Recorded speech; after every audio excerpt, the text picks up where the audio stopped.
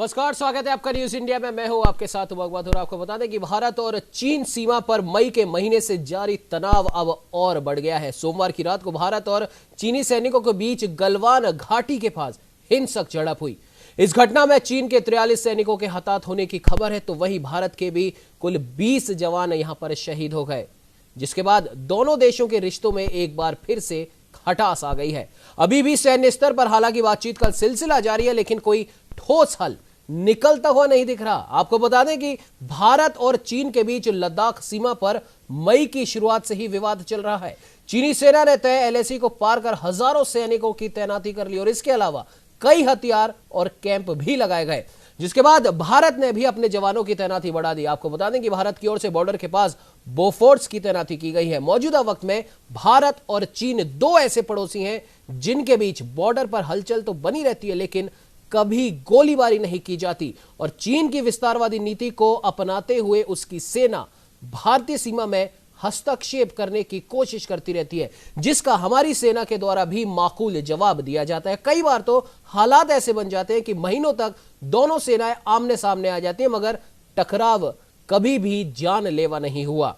गलवान घाटी की घटना ने इस करार को ऐसा लगता है कि तोड़ दिया है और दोनों तरफ से जवानों की मौत हुई है। यानी एक बार फिर वही दौर वापस आ गया है जब भारत चीन सीमा पर जवानों की मौत होती थी। दोनों देशों के बीच सबसे बड़ा टकराव 1962 में हुआ था, जो कि एक युद्ध में तब्दील हो गया था। और पूरे 45 साल के बाद एक बार फिर दोनों देशों की सेनाएं आमने सामने हैं और दोनों देशों के सैनिक हताहत हुए हैं। हालांकि इस बात की पुष्टि अभी नहीं हुई है। भारतीय मीडिया के हिसाब से ही यह कहा जा रहा है कि चीन के 43 सैनिक शहीद हुए हैं, लेकिन अंतर्राष्ट्रीय मीडिया ने अभी तक इस चीज की पुष्टि नहीं करी है। लेकिन यह साफ है, भारत और चीन के बीच का यह जो विवाद है अब गहराता जा रहा है और दोनों ही देशों की जो सेनाएं हैं, हालांकि वो थोड़ा इस टकराव के बाद में पीछे जरूर हटी हैं, लेकिन 45 साल के बाद इतनी आक्रामकता चीन के द्वारा दिखाया जाना वाकई में हमारे लिए सोचने का एक बहुत बड़ा विषय है।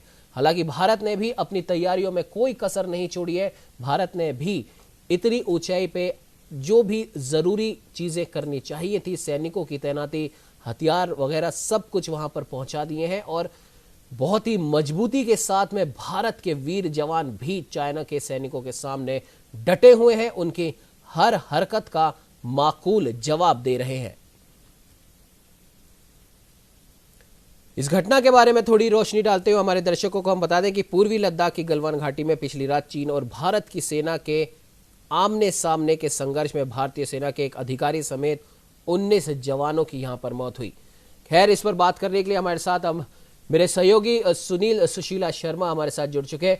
सुनील जी, जिस प्रकार से लगातार मई से इस घटनाक्रम की शुरुआत हुई थी, जब पूरी दुनिया कोविड-19 की इस महामारी से जूझ रही है और सब एक सवालिया निशान चाइना के ऊपर लगा रहे थे, तो मई के महीने में चाइना ने भारत के ऊपर इस तरह की हिमाकत करने की कोशिश की और अंतर्राष्ट्रीय मीडिया में तमाम तरह की खबरें ये उड़ाई गई कि चीन जो उसके ऊपर इल्जाम लग रहे हैं कोरोना को लेकर के पूरी दुनिया में वो अकेला पड़ता दिखाई दे रहा है, तो वो ध्यान भटकाने के लिए उसने ऐसा किया। लेकिन कल जो घटना हुई है जिसमें हमारे भी 20 सैनिक शहीद हुए हैं, वो भी सुनील जी ध्यान देने वाली बात है कि एक भी गोली नहीं चली, बिना एक भी गोली चले 20 जवान हमारे शहीद हुए और कहा जा रहा है कि 43 जवान चीन के भी शहीद हुए। तो ये किस तरीके का ध्यान भटकाना हुआ? और आखिरकार जब एलएसी यानी कि लाइन ऑफ एक्चुअल कंट्रोल सबको पता है, इतने सालों से वहां पर इस तरीके का गंभीर आक्रमण कभी नहीं हुआ, तो अब जाकर चीन को भारत से ऐसा क्या खतरा दिखाई दे रहा है? सुनील जी। देखिए उमंग, बिल्कुल सही बात है। आपने कहा कि मई से ये तनाव चल रहा है और मई से जब तनाव चल रहा था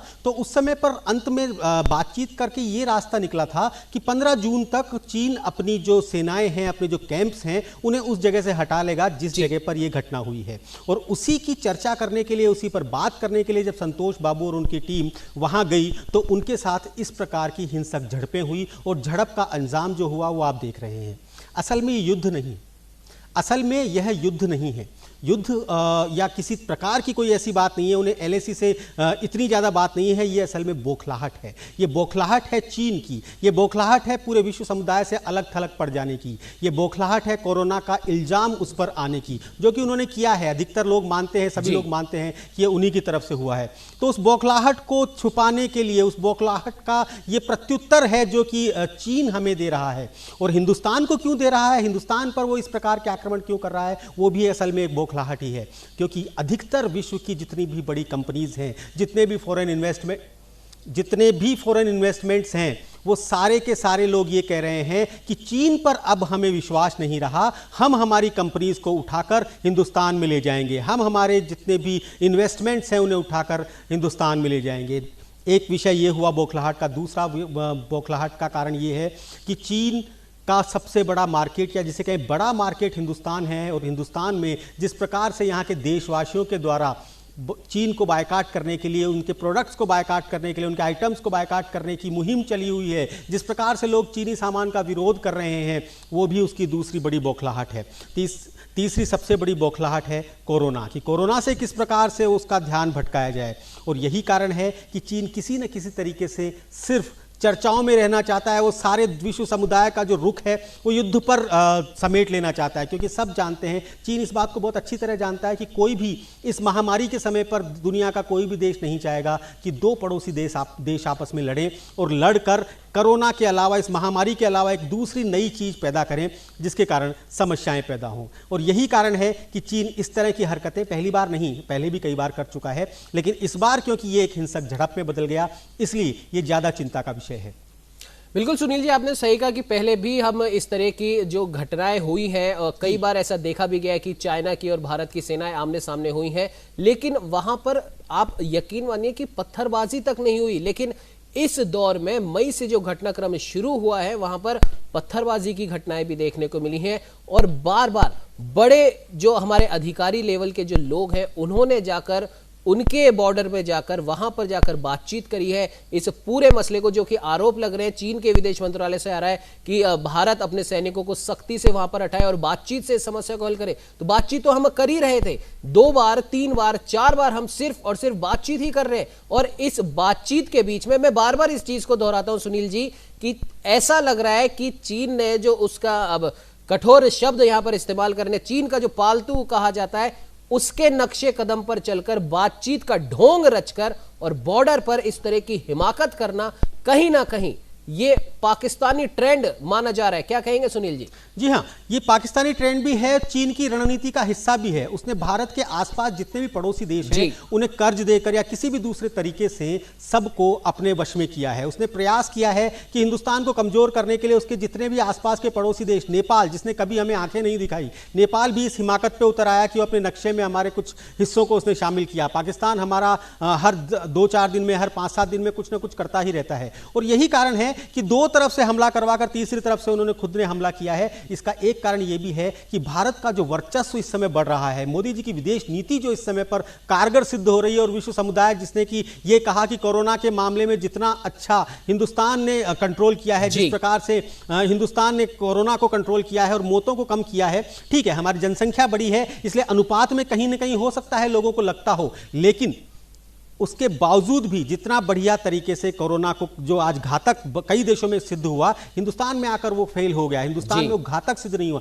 ये सब चीजें हैं जिसके कारण चीन आज इस तरह से आंखें दिखा रहा है। और आंखें दिखाना नहीं है, देखिए वो युद्ध नहीं कर सकता, ये भी एक बात है, क्योंकि चीन ने पूरी तरीके से अपने आप को व्यावसायिक बना लिया है, कमर्शियल बना लिया है। वो किसी भी तरीके से ये नहीं चाहता कि उसका मार्केट खराब हो, उसके जो प्रोडक्ट्स खराब हो, उसका एक्सपोर्ट खराब हो।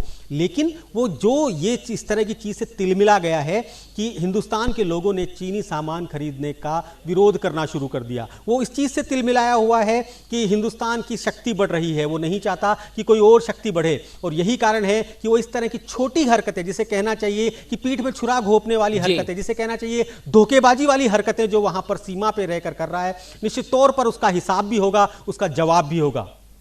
बिल्कुल सुनील जी, आपने सही कहा। निश्चित तौर पर उसका हिसाब भी करना होगा, उसको जवाब भी देना होगा। और सही कहा आपने कि जिस प्रकार से जो चीन की बौखलाहट है वो यहां पर साफ तौर पर नजर आ रही है, क्योंकि पहले भी एक बार हुआ था जब चाइनीज लाइट दिवाली के टाइम पे, और हमारे यहाँ मकर संक्रांति एक जयपुर की अगर हम बात करें राजस्थान की राजधानी की, तो एक उत्सव के तौर पर मनाया जाता है। यहां पर भी चाइनीज मांझे की वजह से जो भी दुर्घटनाएं हुई हैं, चाइनीज लाइट की वजह से जो हमारे जो छोटे उद्योग वाले लोग हैं, दिया बनाने वाले लोग हैं, उनके व्यापार को जो घाटा हुआ है, तो कहीं ना कहीं ये बौखलाहट तो चाइना की साफ देखी जा रही है कि उसके जो इतना बड़ा जो मार्केट है, और भारत से बड़ा मार्केट शायद ही चीन का कहीं होगा। और सोने से लेकर उठने तक हम भी हजारों ऐसे प्रोडक्ट हैं जो मेड इन चाइना है। हमें भी धीरे धीरे समय लगेगा इन सभी चीजों को हमारे घर से, हमारे घरेलू जिंदगी से हटाने में।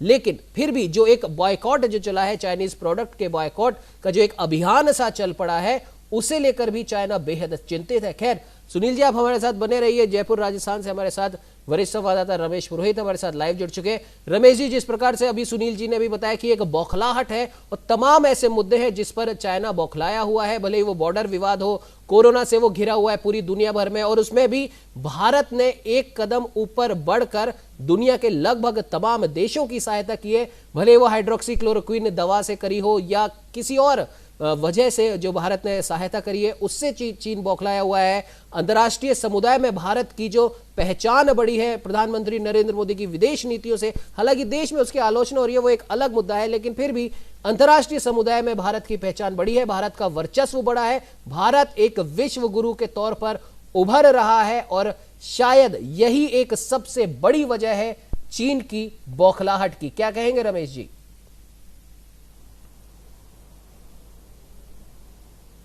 उमंग, सही बात तो यह है कि चाइना अपनी जो कर्टन पॉलिसी जो 1980 के दशक के पहले तक अपनाता आया है, अब वह धीरे धीरे पर्दा उठने लगा है और पूरी दुनिया अब उसकी हकीकत को जानने लगी है।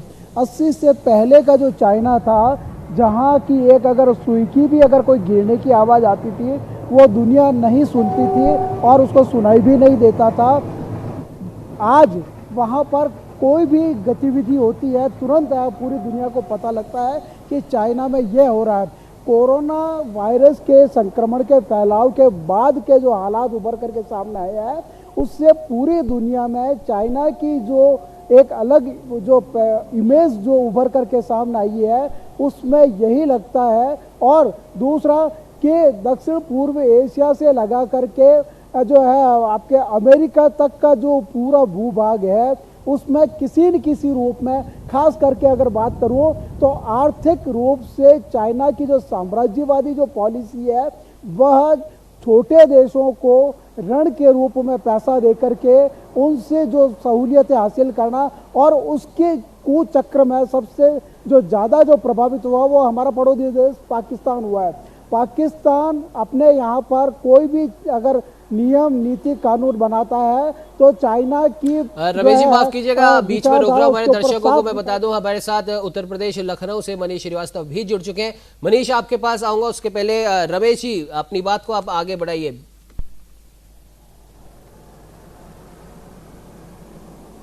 तो मैं ये बताना चाह रहा था कि चाइना अभी आज के हालात में दो जगहों से लड़ रहा है, टू फ्रंट पे लड़ रहा है। वैश्विक अगर मंच पर अगर बात करें तो कोरोना ने उसका पूरा सत्यानाश करके रख दिया।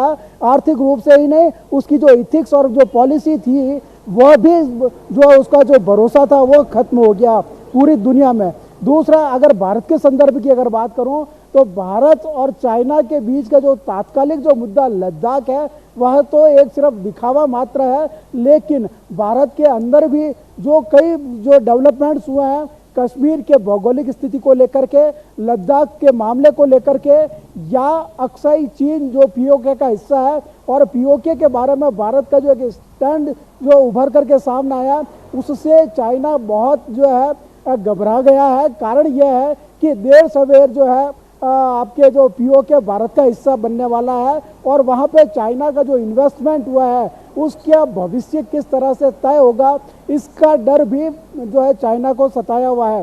तीसरा ये कि लद्दाख की सीमाओं के ऊपर जो तात्कालिक जो अभी पिछले दिनों का जो घटनाक्रम हुआ, पिछले 1 महीने से जो चल रहा है, वह तो सिर्फ और सिर्फ दिखाया है और सीधे युद्ध की स्थिति में वो कतई नहीं आएगा।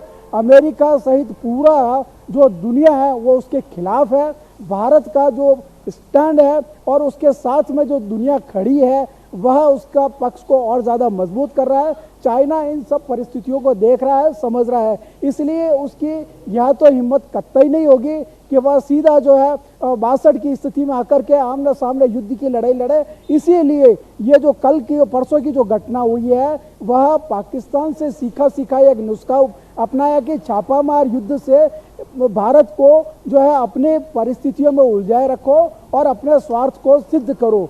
और तीसरा और लास्ट कारण यह है कि भारत एक बहुत बड़ा जो है क्या कहना है उपभोक्ता वाला देश है। चाइना का अरबों डॉलर का जो माल है यहाँ पे खपत होता है, तो वह भी कतई नहीं चाहेगा कि भारत के साथ में आज वह किसी तरह का गंभीर झगड़ा मोल लेते हुए कोई ऐसी हरकत करे जिससे कि उसको आर्थिक रूप से, और कोरोना के पूरे काल को अगर अपन देखें तो उसमें सबसे ज़्यादा अगर आर्थिक रूप से अगर नुकसान हुआ है तो चाइना का हुआ है। तो कुल मिलाकर के जो परिस्थितियां वैश्विक स्तर पर देखें या भारत के संदर्भ में भारत और चाइना के संबंधों को देखें, हर हाल में चाइना बैक फुट पे है।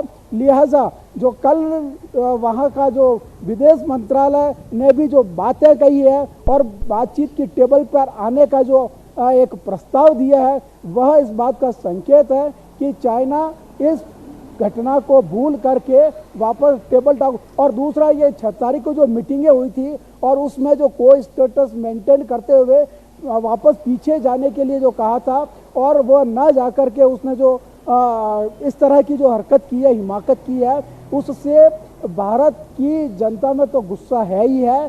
केंद्र सरकार ने भी एक स्टैंड जो ले रखा है कि आंख से आंख मिला करके बात करेंगे, वह जो है उसका जो असर दिखाई देने लगा है। और चाइना किसी न किसी रूप में इस पूरे मामले को जो है टेबल टॉक पर ला करके बातचीत करने और इस समस्या के समाधान की बात करने लगा है। तो आज का जो संदर्भ में भारत जो प्लस पॉइंट है और चाइना सेकंड बैकफुट पर आकर के जिस तरह की जो हरकतें कर रहा है, उससे लगता है कि भारत की जो वैश्विक और स्थिति है उसमें चाइना को हर हालत में बैकफुट पर आकर के टेबल टॉक के द्वारा ही बातचीत का हल निकालना पड़ेगा। इसके अलावा उसके पास में कोई चारा नहीं है। युद्ध की अगर बात करें तो वो इसके बारे में सोच भी नहीं सकता, क्योंकि जो परसों की जो घटना हुई उसमें हमारे जो 20 जो सैनिक शहादत प्राप्त की है उसके दुगुने चाइना के जो है सैनिकों की हताहत हुआ है, उनको मौत के घाट उतारा गया है। इस घटना ने चाइना को दहला दिया कि उनकी आर्मी की जो पोजीशन है वह किस हद तक है और वह किस हद तक जा सकते हैं। लिहाजा इन सारा पूरे घटनाक्रम को और परिस्थितियों को देखते हुए भारत का जो पक्ष मजबूत है और उस आधार पर जो पिछले 24 घंटे से दिल्ली में जो गतिविधियां हुई उसका असर दिखाई दिया कि चाइना अब बातचीत के टेबल पर आने के सिवा उसके पास में और दूसरा विकल्प नहीं रहा।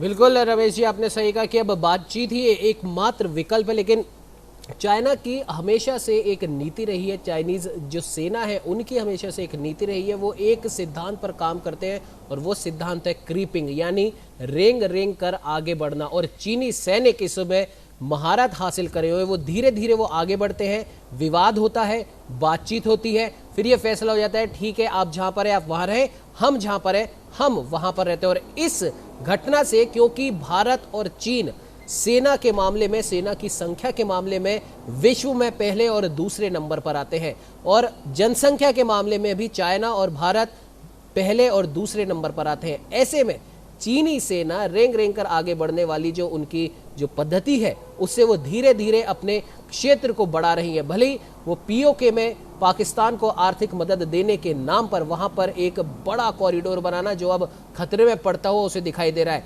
नेपाल के साथ उसकी आर्थिक गतिविधियां, मलेशिया के साथ उसकी आर्थिक गतिविधियां, श्रीलंका के साथ उसकी आर्थिक गतिविधियां, बांग्लादेश के साथ उसकी आर्थिक गतिविधियां, ये साफ तौर पर इशारा कर रही हैं कि वो कहीं ना कहीं भारत को चारों तरफ से घेरना चाहता है।